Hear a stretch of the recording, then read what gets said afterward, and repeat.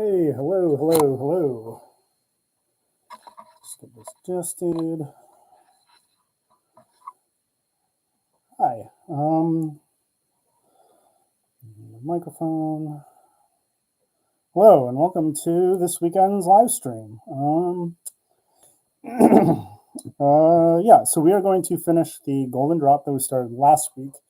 And maybe just something a little bit special. We shall see. Hopefully the lighting is okay. Like I said, every time I want to stream, I do have to take down my setup and put it back up. So it changes every time. Sorry, I'm a few minutes late here. Wasn't quite ready, wasn't quite set up. But yeah, let's jump right in. As always, if you are new to the stream, welcome. If you want to see more of my work, you can check me out on Instagram at justwondering.brad on Instagram. And if you want to purchase any of the flies that you see me tie here on the stream, you can check out my Etsy shop, Studio1213 on Etsy. Stock's pretty low right now. Had a fair number of sales earlier in the spring, so still, and then obviously I haven't been streaming as much lately because I've been out of town a lot. Last weekend I was out of town, so yeah, haven't been able to tie quite as much as I'd like, but that's just life. But yeah, so let's finish up this fly and maybe do something a little bit more special as well. Because I won't make you wait for it, but I ran out to the local ABC store here because Virginia hard liquor. You can sell wine and beer in your local grocery store, but hard liquor is a state monopoly. So I ran out to my local ABC store and purchased a new to me rye. So I thought I'd give that a try. Yeah, might do that sometime during the stream, just for fun. But anyway, the golden drop that we started last week. Let me pull up. I have not quite. I'm not quite as prepared today because I was doing some errands, and then you will notice that this body is not quite the same as it was last week, and that's because I noticed after the stream there was a gap between the butt, the middle butt, and the rear body joint, and I missed it because the gold body joint, and I was using white wax thread, kind of looks similar. So there's a big old gap here at the joint, and so I took the front half of the body off with a razor blade and went back and retied it. Same process as last time, just without that gap. A little bit neater. Looks better. But yeah, sometimes we do make mistakes, and the nice thing about fly tying is you can go back, fix it. You really can go back as far as you need to with these flies. Certainly, there are materials that you can recover. I didn't bother because the materials on this front half of the fly are common, cheap. But for example, if I wanted to recover and reuse the toucan, or in this case the toucan sub, I could have. The jungle cock eyes, the tail was already reused from another fly, so you can reuse a lot of materials from a recycled, or in this case, redone, redid fly. All right. So let me pull up the recipe and see what we need for this wing.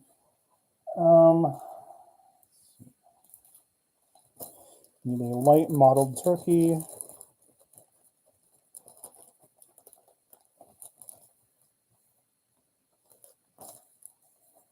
Golden pheasant tail. Swan dyed orange, and of course we'll be using turkey instead of swan. Oop. Swan dyed orange, light green. I don't have a very good light green, so I'm just going to use Highlander green and scarlet. Again, don't have scarlet per se, but I do have crimson.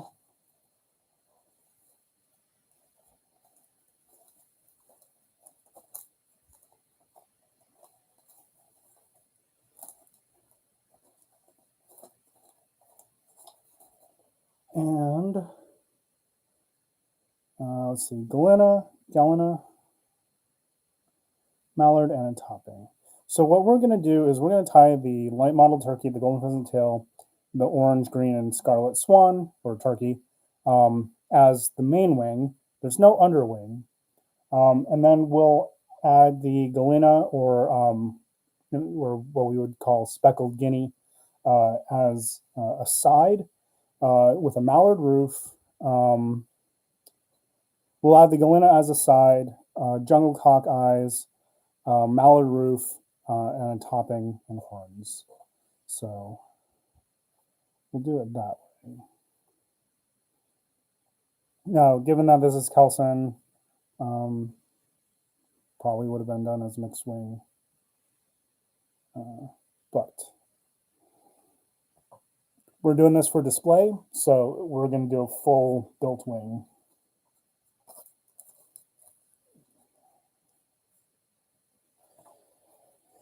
All right. So what to do? What kind of mixture do we want? That is a good question. I do want to avoid this looking like the Indian or Mexican flag. So what we might do, you also have to remember when it says it has things like galena, speckled guinea in like the wing, you have to remember that they were tying these flies on smaller hooks than we tie them on. So it's very possible that the speckled galena would have been large enough to tie on one of those hooks. Obviously today, even with just a 3/0 hook, speckled galena is not going to be long enough to fit all the way into the wing, unless you find some very long or very large galena, particularly the speckled guinea kind. You could probably find some of the like spotted guinea, so like the guinea with the large dots, that would work, be long enough in a 3/0 wing, maybe like on the wing feathers or like some of the secondary feathers. But in terms of the speckled galena, I'm not certain that you would be able to find even 3/0 sized galena. So, but so we have five things in the wing. I'm going to put the golden pheasant on the top of the wing like normal. I'm not going to mix it into the wing because that's not how I roll, as you well know by now. That is a personal choice, of course. If you want to mix your golden pheasant in the wing, go for it. I do not, because that's just my aesthetic. But that being said, what is this mixture going to look like? I think we go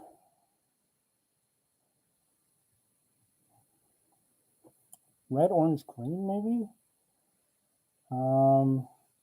We're in a little bit of a weird position because the brightest color or the darkest color in this wing, besides the golden pheasant, is the red, and that's not normally something I usually try to put like a cooler color, like a dark cooler color, so like a dark green or dark blue towards the top of the wing, and then lighter colors on the bottom. Red obviously is a very warm color, You generally, so my inspiration for the way I mix my wings when I build them is basically thinking of like the way a bait fish is gradiated. So you have the very light belly and it grades up to usually a dark blue or dark black, with the other colors like greens and the reds occurring somewhere around the lateral line. In this case, and that's the other reason why I choose to put the golden pheasant on top, because if there's like a dark mottled color, usually occurs along the back. Kind of think like a bass or something like that, or a crappie, or but so this is a little bit of an odd mixture again, because the darkest color is actually the red. So maybe we go orange, red, green, and then I will separate each of the orange, red, green slabs, slips, if you will, with some of the light mottled turkey. Orange, red, green. Yeah. And we'll do that twice. So we'll go orange, red, green, mottled turkey, orange, red, green, golden pheasant. We might put light mottled turkey on the bottom of the wing. We'll see how that looks.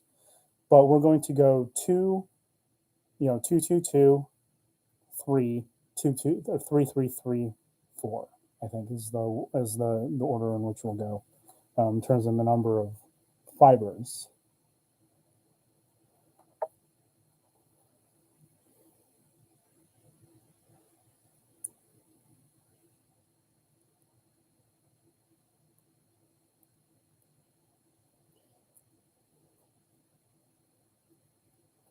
Orange,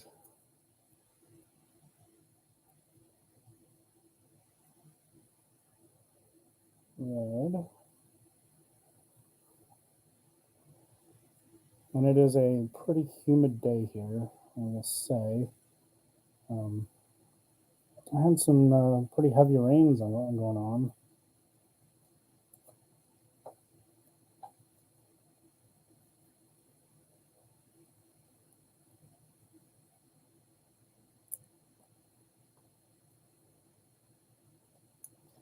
Okay. So orange, red. Now I cut these full width, so these slips are all 5 fibers deep.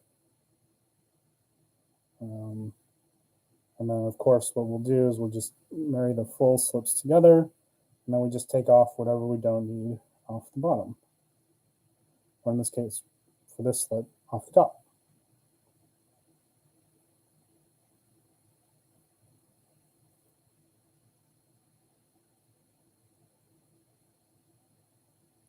So there you go.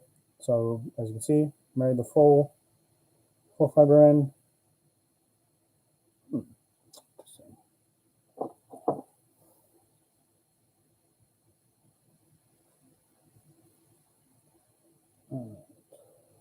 So this red had some twisted up fibers across each other. I'm just using my bodkin to separate them out, and then remarrying them so that they are parallel rather than crisscrossed. That'll just look better.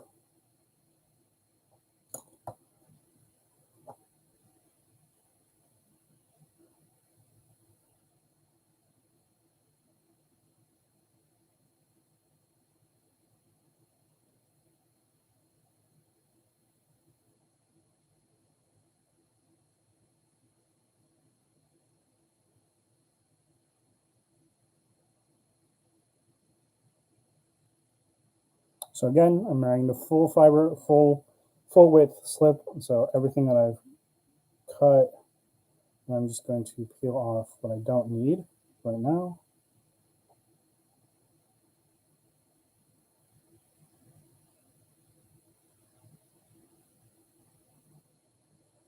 A little bit of trouble marrying in this one bit here. So I'm just going to play with it a little bit until it marries.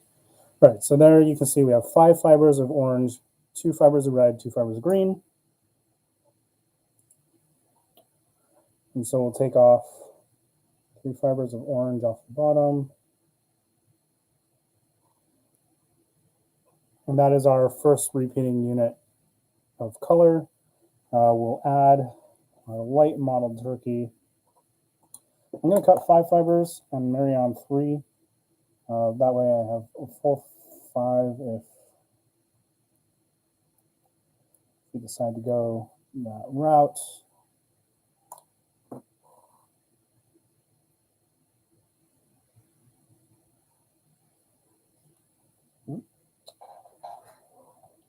Dropping things.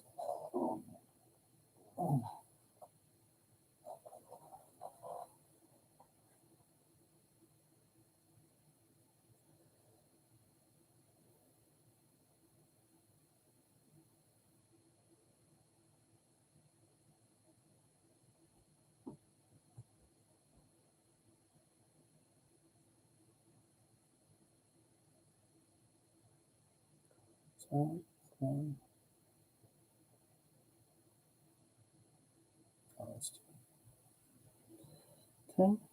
Oh, you know what? I meant to do 3 there.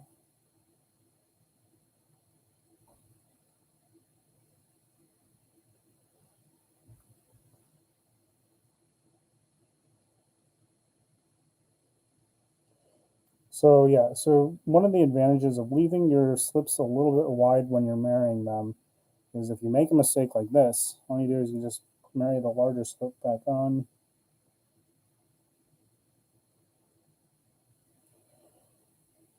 You add back what you need.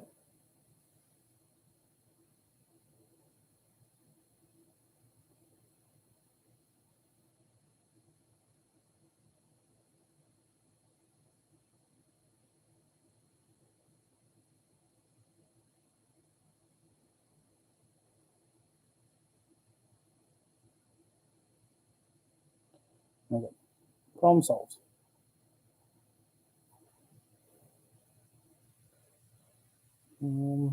Just add the rest of these in.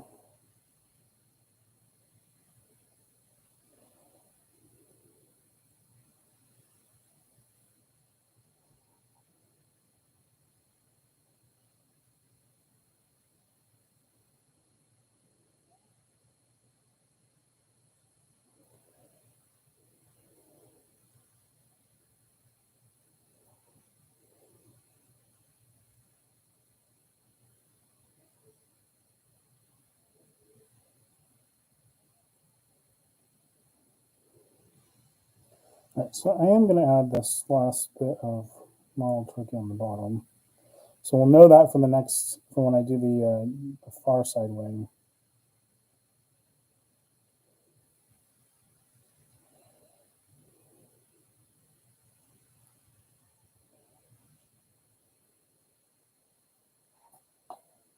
Okay. So this is the, I suppose you could call it the color block of the wing. I think that looks good. Add the golden pheasant. I'm going to do 4 bars of golden pheasant on the top.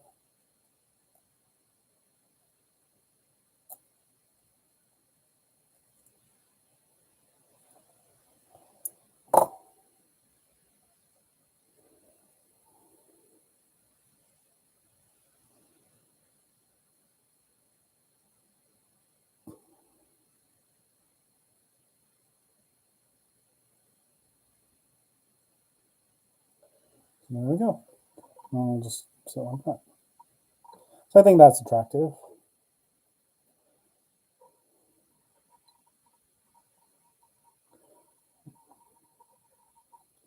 I didn't quite put enough thread here. I think I also last time I streamed said I was going to talk about my theories for shaping a nice shapely head on a salmon fly. I will do that at the end, I promise.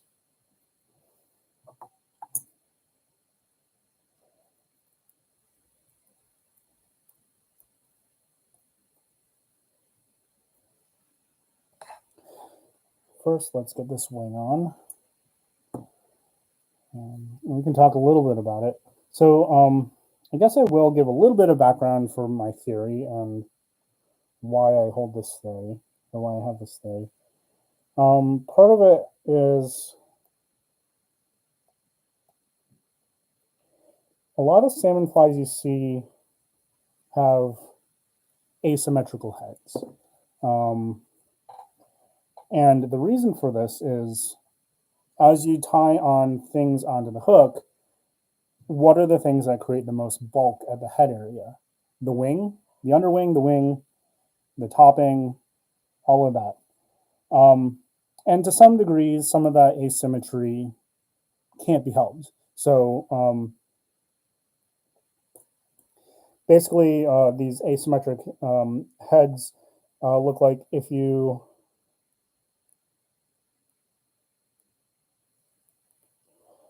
if you're looking at the side profile of the fly, most of the head appears above the hook shank, and there's less of the head, on the bottom of the hook shank. If you think, let me see. Chalkboard, teacher time. In this week of Brad Purley draws concepts. So let's say you have your hook shank, right? Give it a good taper, hook shank. Now the ideal head would be, is this chocolate chip shaped, well, in my opinion, the ideal head is a chocolate chip shape that is more or less, symmetrical around the hook shank. If you think, you have your hook, your wing material here, and you have your throat coming out there. The bulk above the wing should balance with the bulk below the wing. Now that's not true.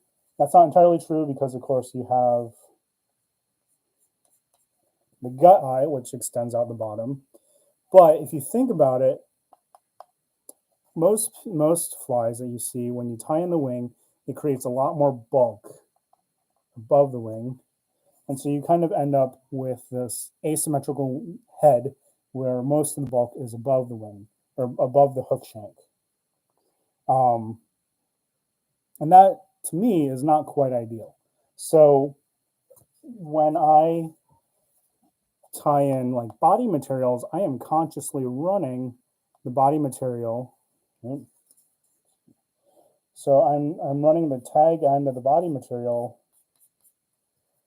all the way up to the front of the hook, underneath the hook. So here on the fly, I'm running it all the way up to the front of the hook, consciously, in order to build up this bulk underneath, to match, more or less match, the bulk that I'm going to put above the hook when I tie the wing in. So that's the essence of my take on the ideal salmon fly head. Of course, other people's mileage may vary. Certainly, there are some other creative solutions to the salmon fly head problem. I'm sure a lot of people have seen microdensics, kind of elongated, very skinny heads, and how he accomplishes those. There's nothing wrong with practicing that style if that's what you like, but that is not my personal aesthetic.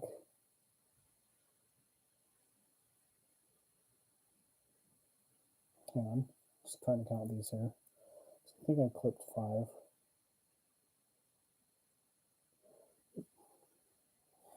That is not my personal aesthetic. If it is your personal aesthetic, great. Microdensic does it better than anybody else. But my personal aesthetic is actually for a pretty chunky head that is tied symmetrically around the hook.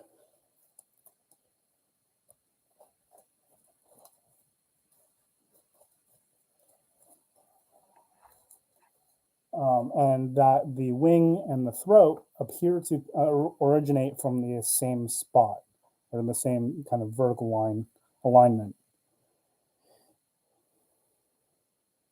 So that was my take on salmon flatheads and how I accomplish, or at least try to accomplish. Now, depending on how many or how much material is going into the wing, it may be impossible to get a perfectly symmetrical, or to avoid having more bulk above the wing than below the wing, because there may just not be enough, body material to compensate for or to match the bulk from tying the wing in. And also, if you're trying to form a nicely tapered body, that may dictate how many body materials you run all the way up to the hook eye. For example, you saw me tie this body. I did not run the golden tinsel from the first body segment, the first body joint, all the way up to the eye. And that's just because the nature of broad flat tinsel just means it would make a less smooth body overall, and that was not a trade-off I wanted to make.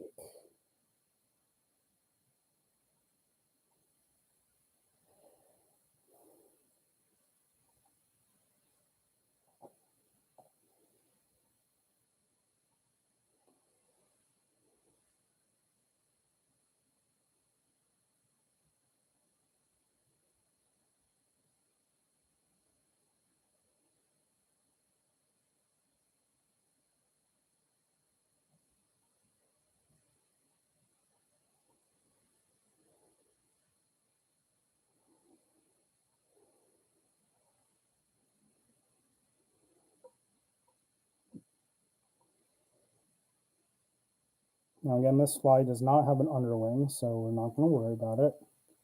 It does make setting the wing both easier and more difficult, in my opinion. It's easier because you're not trying to, keep the underwing aligned, perfectly straight. But I also think the underwing really does provide a lot of support to the wing on the fly.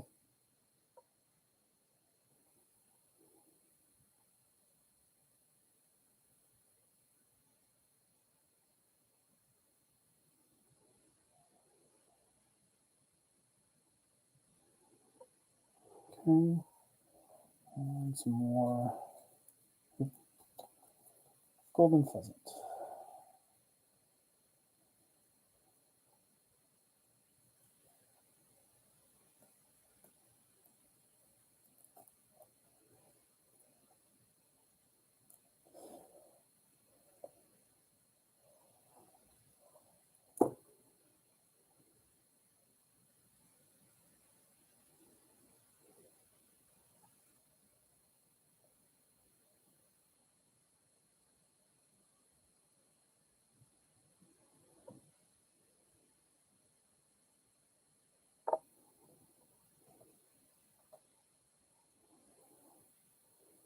All right.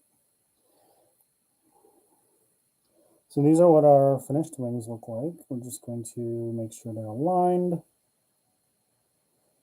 I'm going to add I think I might need to add a little bit more thread right at the tie-in point.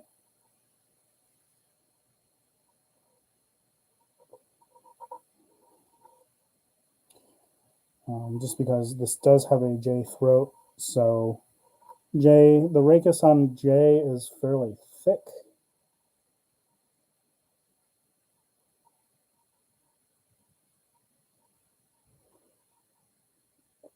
And what that does is it creates a step where the wing has to kind of flare, or forces the wing to flare to get over it, so to speak. So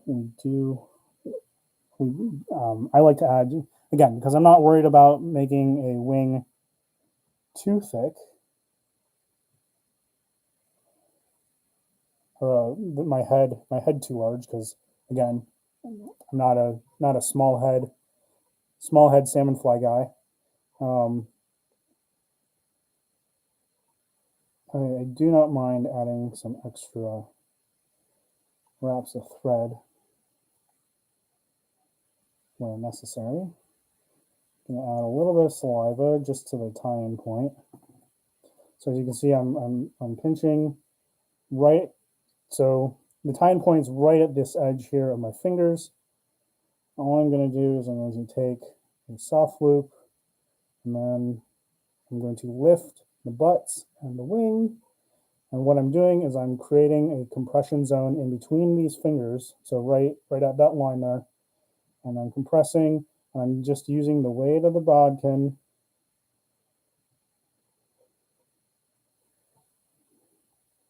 to help pull those fibers down.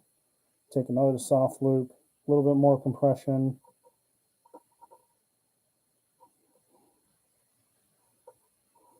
And there's a set wing.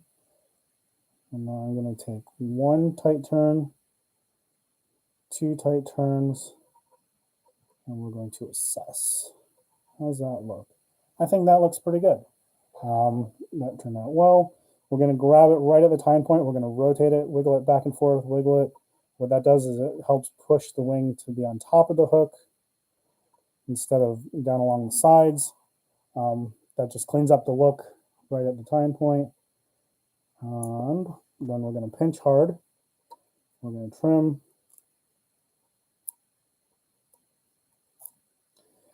Take small snips. And we're not going to trim all of it at once.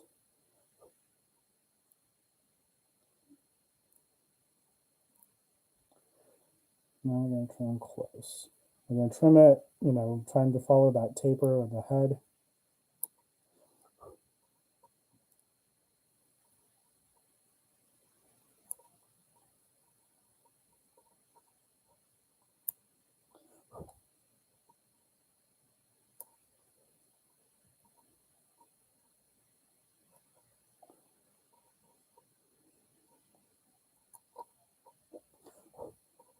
Okay.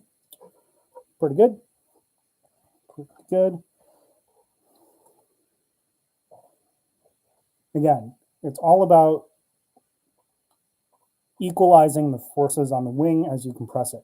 So as you saw, I was lifting up the butts here and lifting up the wing slightly, and that equalizes the pressure. Because if you just use the thread to compress the wing, that's not an equal force because the thread's got rotational force behind it. So you need to fight that essentially.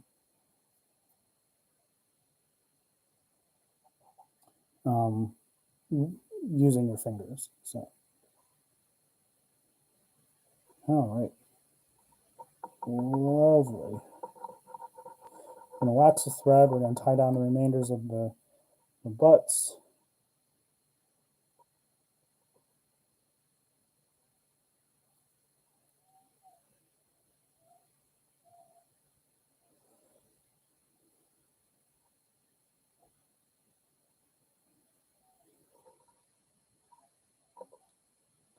And then I'm just going to shape the wing gently. There we go. That, I like that. That looks good. All right. So sides, roof, topping.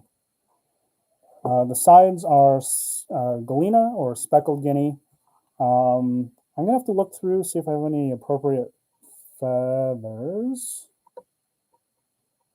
Because again, we're kind of looking for a specific kind and size of feather. And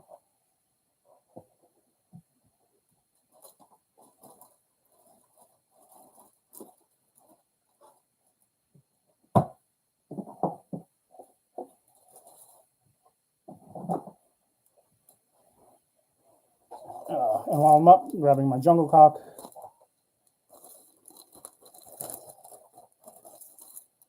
As usual. usual. And let's see. And as usual, again, I'm using craft store guinea feathers because I say this every time, but for some reason, craft store packs of guinea feathers have more feathers or more speckled feathers than like hairline.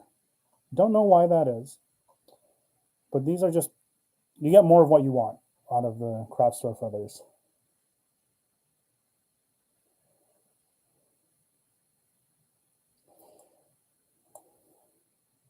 So I think I'm going to use this feather right here.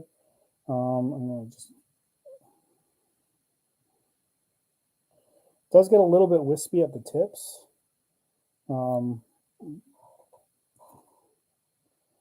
But the thing is the fibers on this feather are long enough that they'll make good sides, still be visible even with a jungle cock eye. So I think these will be fine.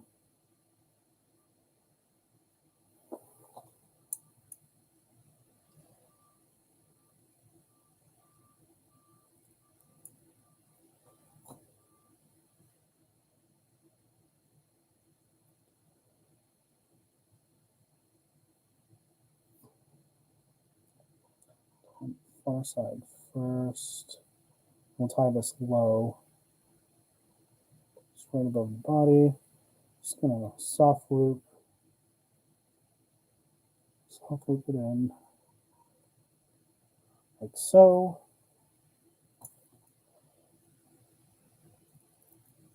Now, if you wanted to, you could do what I also do occasionally when I'm putting in duck sides. You could reverse your thread to tie sides in. That is useful, certainly.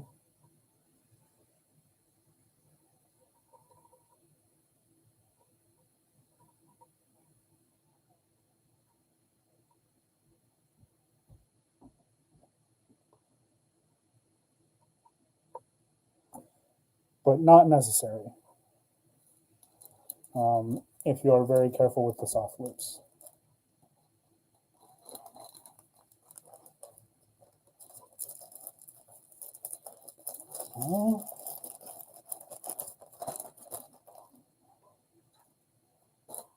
Jungle cock sides. Well,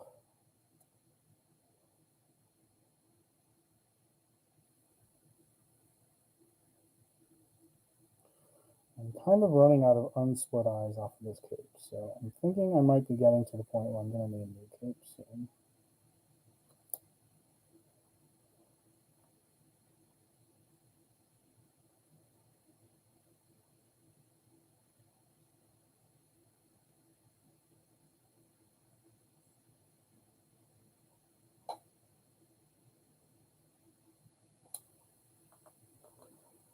Good approximate match.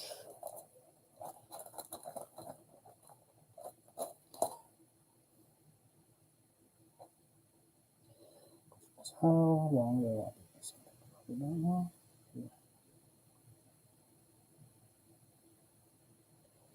All right, so as you can see, I just stripped my jungle cock down to that, but I'm going to use some of those short fibers the extra fibers I'm just going to use to help tie it in. So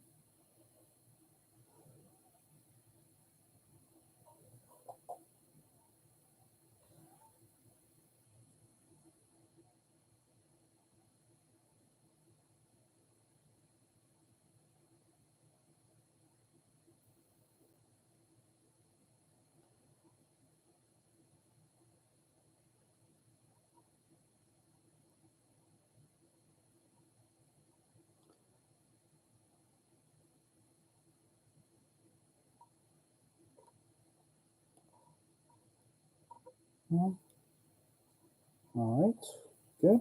I like that. Does cover up the galena just a little bit, but it's still visible. Again, you're just building up layers of kind of texture and pattern and color. So I'm going to, of course, wax my thread. Take a couple of tight turns and then trim. Now this is definitely one of those flies where it's like, where I probably won't be able to make a perfectly symmetrical head, but that's okay. There's enough stuff on top of the head, but it's not quite symmetrical.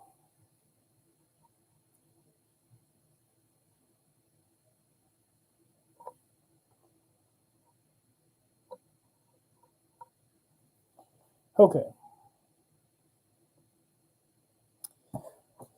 Bronze mallard roof topping horns.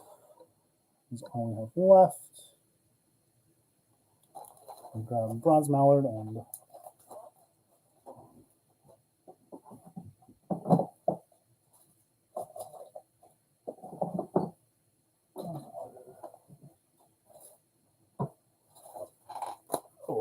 like I said, I didn't have quite as much time to prepare for today's stream as normal. But this is a very pretty fly. I think it's turning out well. So let's get this roofed.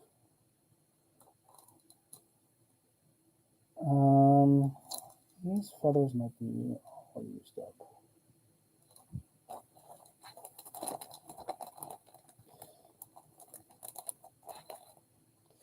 We're going to try these feathers looked pretty picked over.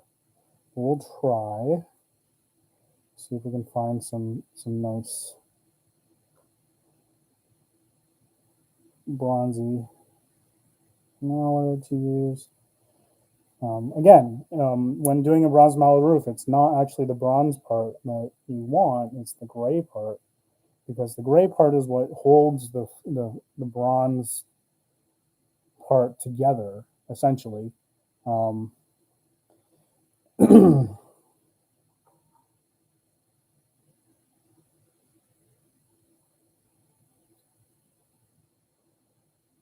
gives the bronze part the flexibility to form that roof.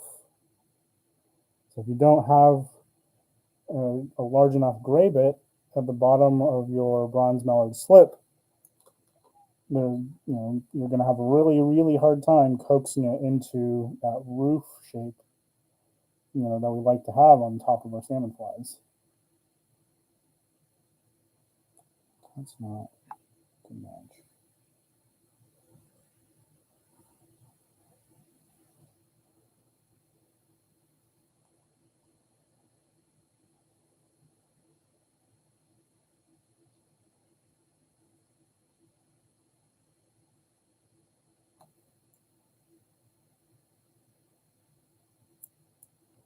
That's a better match.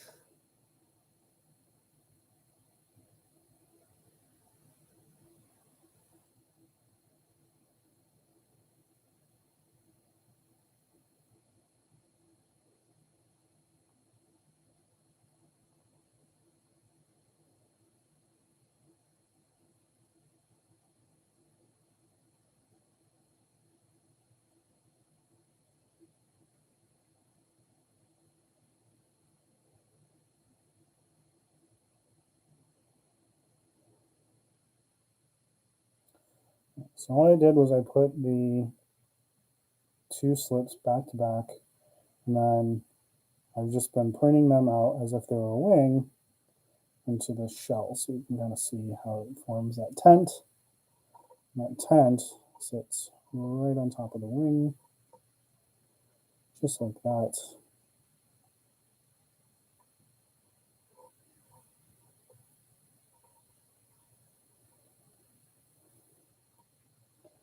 Soft loop, compress, just as if it were a wing.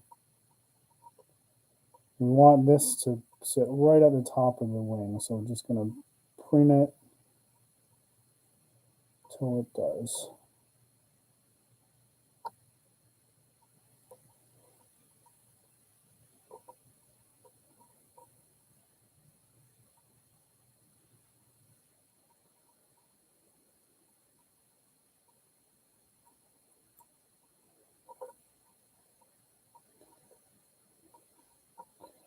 And just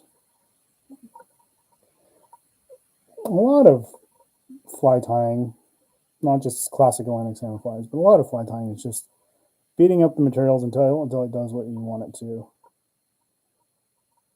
I know there's some adherence to the swear at it until it does what it's told approach. Now you'll see, yeah. So this bronze mallard is not quite ideal because you see it's not conforming to the top of the wing, and that's because it's got too much of that bronze color, which is a stiffer material than the gray color. So this is not the best bronze mallards I'm using, which means I might have to find another pair of feathers. And let me do that because I want a nice bronze mallard roof.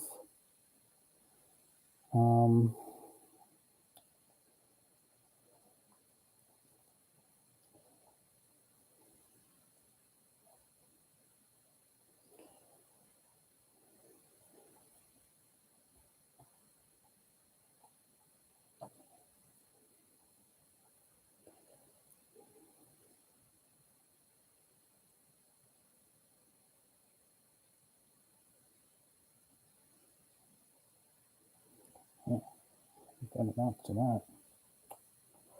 Oh, nice. Yeah, so I don't get these like packs of bronze mallard. I got a lot of complaints about material companies. Like, you know, why can't they give us an equal number of rights and lefts in a pack? Anyway, that is a. I'm not the only person who says that either. So, okay, so this might be better, huh? A little bit more gray area.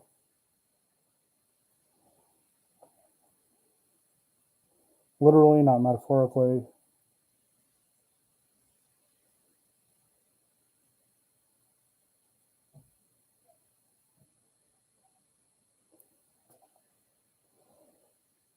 We can try this slick, although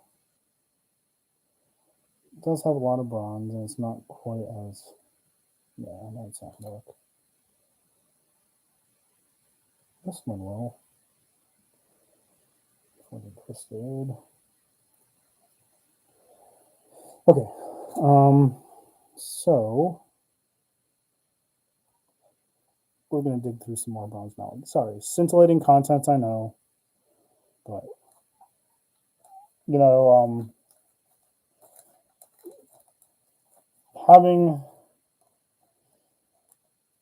there are situations. So I do talk a lot about in my fly tying on these streams about using whatever you've got.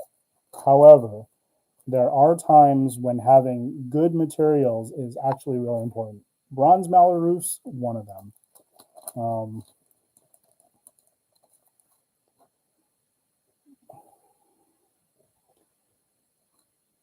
Having good bronze mallard, again, kind of this. So on this fly, this is like the sweet spot.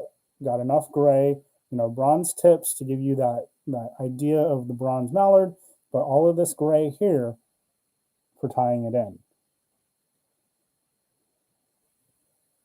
Again, of course, say that. Now I need to find a matching one left feather.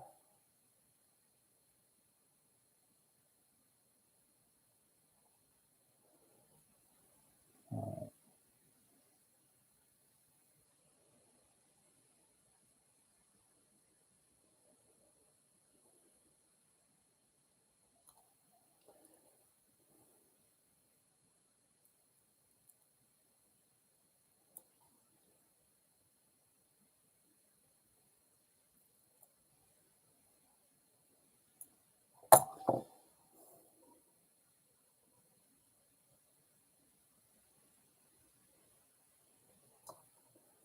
Okay.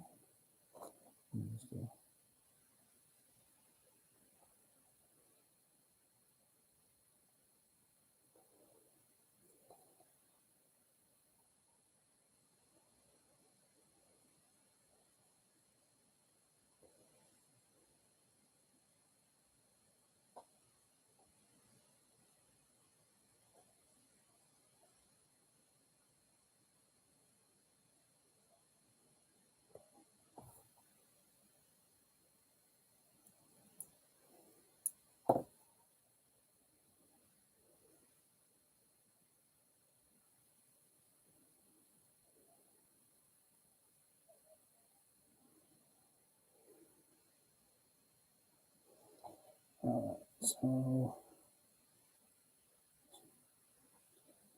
this should work, I think.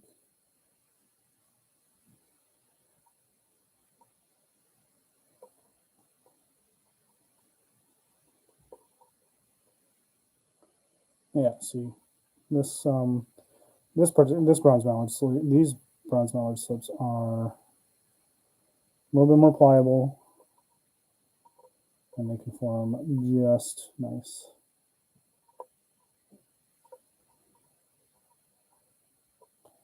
Yeah. Yeah, so you can see that these slips have enough gray in them to conform to the wing a little bit better. So I like that better. All right. That was a little bit of a struggle.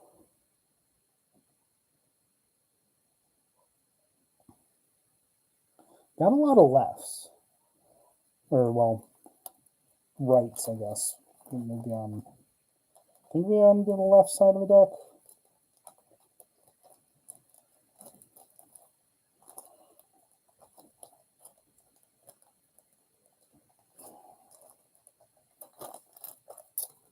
All right. So I'm going to wax my thread 0 just to secure it.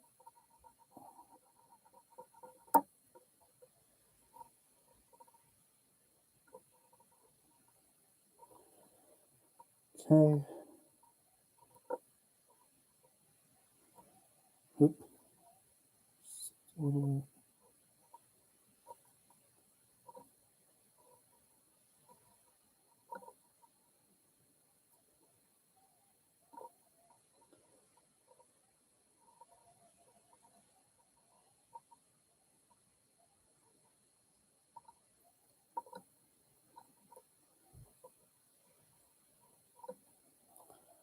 Okay. And a topping.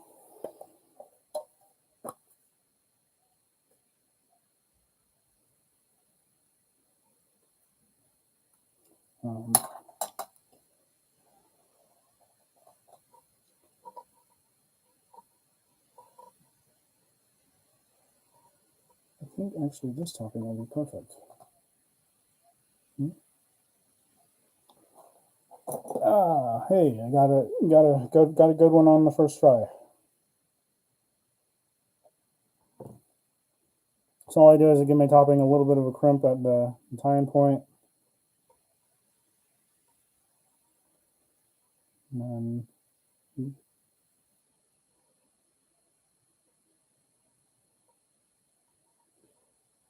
let's see, this actually might be not long enough.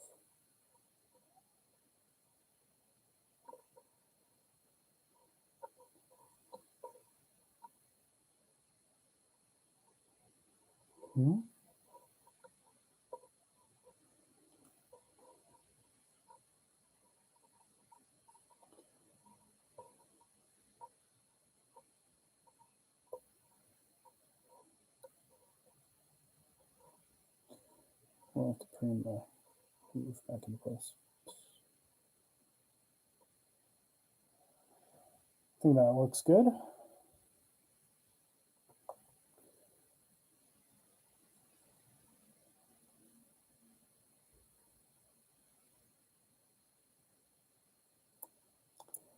And that.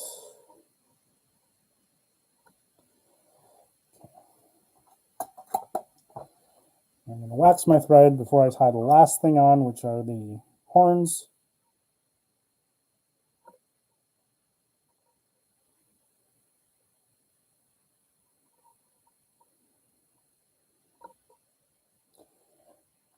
Of course,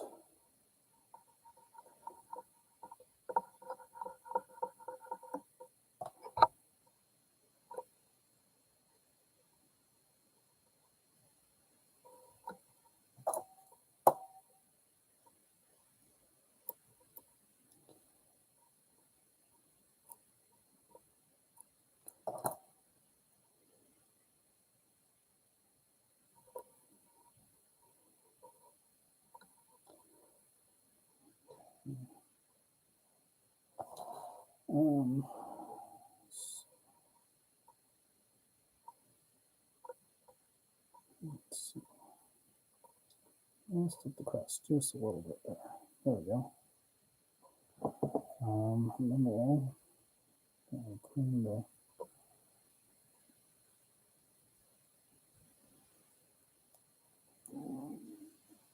bronze Mallard back in place.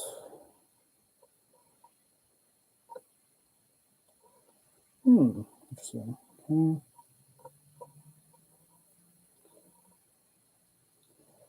The topping's got just a slight twist to it, so I'm going to have to tie it in a little bit off center.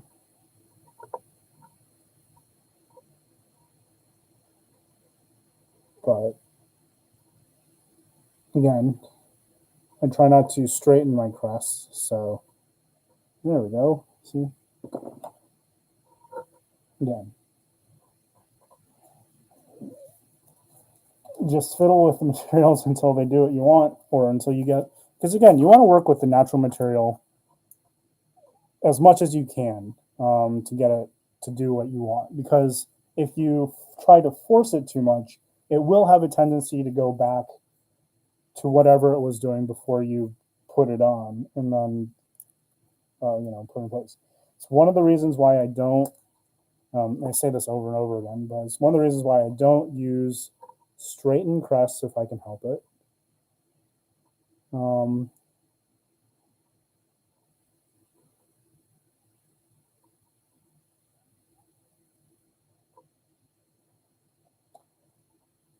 Again, the less you can force the material to do something, the more likely it is to remain in place once the fly is done.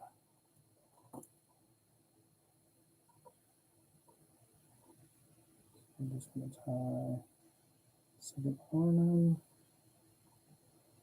and we'll call it a day.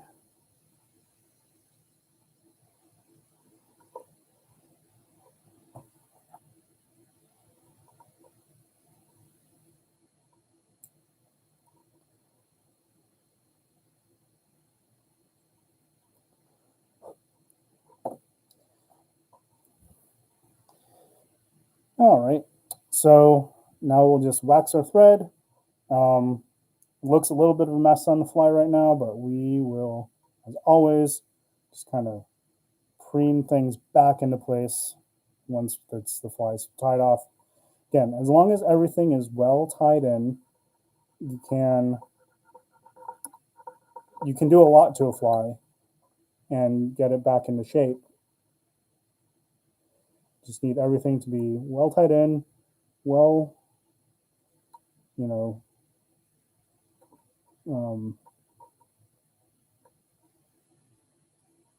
well secured, and which is why the wax is so important. Just make this a nice smooth head. Tie it off at the front.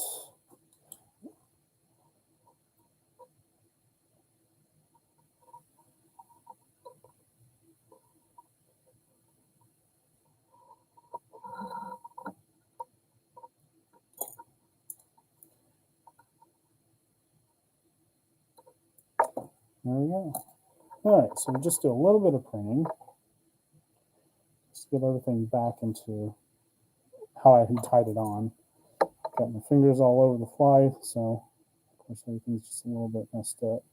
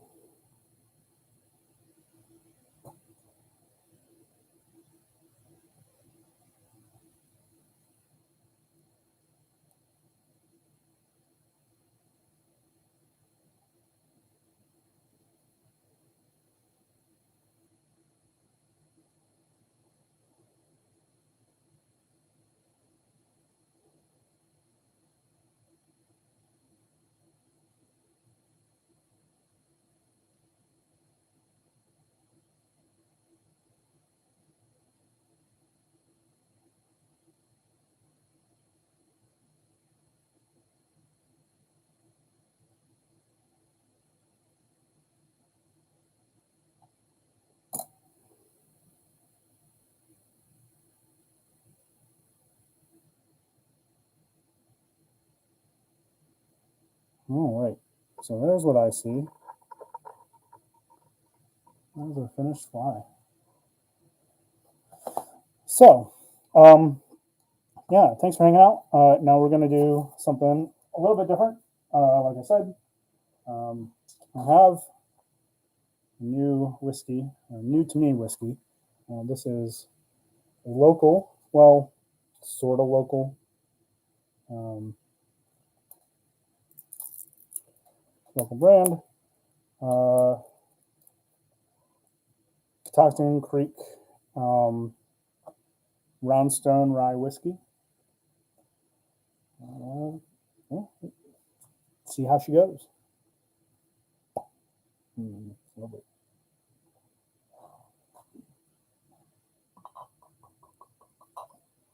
Little taste. And for comparison, I have my normal wild turkey rye. I like the stuff. I use it quite a bit in like cocktails and things. This is, not quite as top shelf as the Catoctin Creek. And again, this is Virginia. Hard liquor is a state monopoly, so we're actually fairly limited on what we can get in our ABC stores. Catoctin Creek is considered a top shelf for us, so cheers.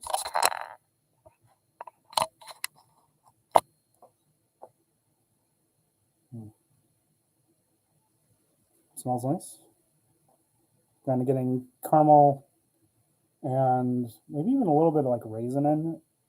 And by the way, I am no whiskey expert. I just know what I like, know what flavors I like, know what I like to drink. So yeah.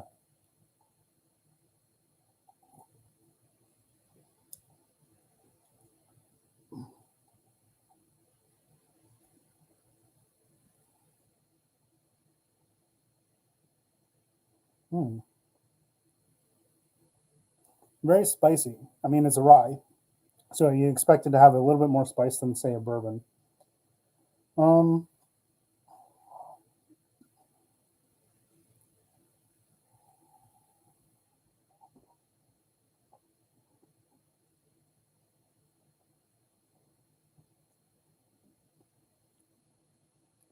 Actually, surprisingly smooth though.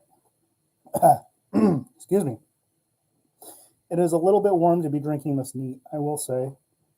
Um, I think I'd probably prefer it, well, with the weather outside that we've been having, probably prefer it over rocks. Um, but yeah, that was quite nice. Um, like I said, it is surprisingly sweet and smooth for a rye whiskey. Um, almost more in the character of a bourbon, but it's got a little bit of extra spice that I would expect from a rye. Um, I'm trying to place. There is a kind of a lingering flavor that is pleasant, almost like a dried fruit, sort of, but maybe like a. So like I said, I had a little bit of like a raisiny smell on the nose. Um, I think that's kind of carrying over into the the taste or the lingering taste afterwards as well. So yeah, that's really nice. I like it. So like I said, Catoctin Creek Roundstone Rye, um, a new whiskey to me, and yeah, thanks for hanging out for today. Putting the golden drop. Sorry, almost forgot what it was. By Kelson. And yeah, I will not see you next week. Unfortunately, well, unfortunately for the stream, fortunately for us, we will be doing wedding things. Fortunately, we don't have to travel for it, but we're gonna see college friends and hang out with college friends, and of course the wedding. So I will not be streaming next week. I should be able to stream the week after. I don't know. I don't know off the top of my head. I'd have to check. We there's a lot of things going on this fall. A lot of people who had put off things, during the pandemic last year, are going ahead and doing things this fall. Hopefully conditions nationally will continue to allow those things to happen. So keep crossing our fingers that, all of the gatherings that we had planned for the fall happen. Luckily for us, most of the people we know are vaccinated, and so are maximally protected, which is great. So yeah, but just happy to be able to see people again. Well, anyway, thanks for hanging out. Like I said, no stream next week. Probably stream the week after. Not 100% certain. And yeah. And again, as always, if you want to see more of my work, you can check out the Instagram at justwondering.brad. If you want to buy any of these flies that you've seen me tie on stream, you can check out the Etsy shop, Studio 1213 on Etsy. Thanks, and see you later.